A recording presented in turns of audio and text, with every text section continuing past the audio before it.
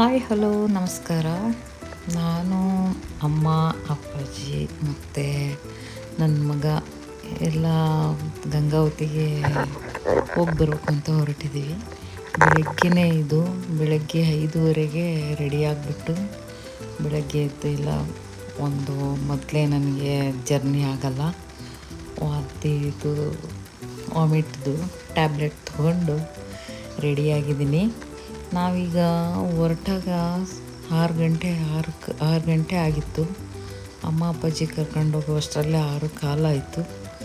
ಅವರು ಎಲ್ಲ ನಾವು ಒಟ್ಟಿಗೆ ಈಗ ಅಮ್ಮನ ಮನೆಗೆ ಹೋಗ್ತಾಯಿದ್ದೀವಿ.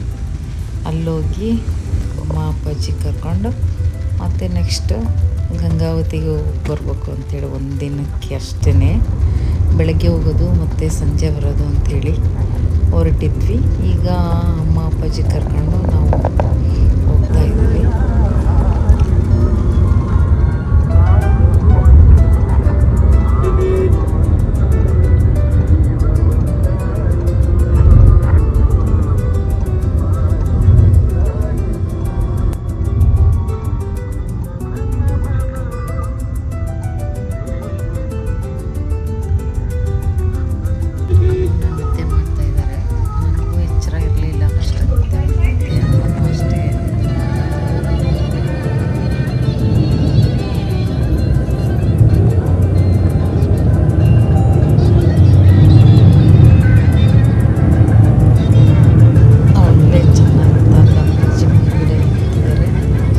ಪಾಪ ಅಮ್ಮ ನಿದ್ದೆ ಮಾಡ್ತಿದ್ದಾರೆ, ಎಚ್ಚರನೇ ಇಲ್ಲ.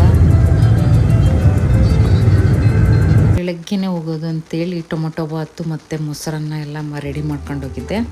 ಅಲ್ಲೇ ಒಂದು ಸೈಡ್ ನಿಲ್ಲಿಸಿ ಗಂಗಾವತಿಲಿ ಅಲ್ಲೇ ಟಿಫಿನ್ ಎಲ್ಲ ಮಾಡಿದ್ವಿ. ಟೊಮೊಟೊ ಬಾತು ಆಮೇಲೆ ಮತ್ತು ಮೊಸರನ್ನ ಎಲ್ಲ ಕುತ್ಕೊಂಡು ಟಿಫಿನ್ ಎಲ್ಲ ಮಾಡಿಬಿಟ್ಟು ಆರಾಮಾಗಿ ಮತ್ತೆ ನಾವು ಹೊರಟ್ವಿ. ಹೋಗಿ ಅಲ್ಲೆಲ್ಲ ಕೂತಿದ್ವಿ, ಅಮ್ಮನೂ ಕೂತಿದ್ದಾರೆ, ಮಾತಾಡ್ತಾ ಇದ್ದೀವಿ.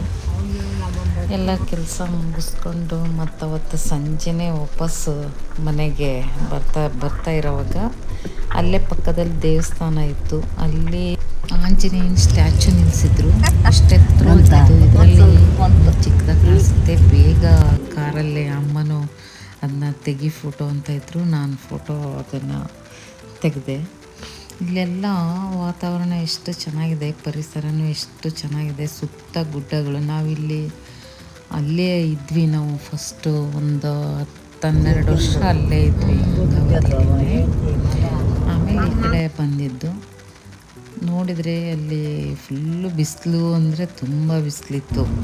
ಇಲ್ಲಿಗಿಂತ ನಮ್ಮ ಕಡೆಗಿಂತ ಬರ್ತಾ ಎಲ್ಲ ಮಳೆ ಆಗಿತ್ತು. ತುಂಬ ಚೆನ್ನಾಗಿತ್ತು ಜರ್ನಿ. ಹೆಂಗೆ ಬಂದ್ವಿ ಅನ್ನೋದೇ ಗೊತ್ತಾಗಲಿಲ್ಲ. ಆ ಕಡೆಯಿಂದ ಅಂತೂ ಫುಲ್ಲು ಎಚ್ಚರವಾಗೇ ಇದ್ವಿ. ಅವರೆಲ್ಲ ಇದ್ರಂತೆ ಇಲ್ಲಿ. ಅದು ಯಾವುದೋ ಹೋಗ್ತೀವಲ್ಲ ನಾವು,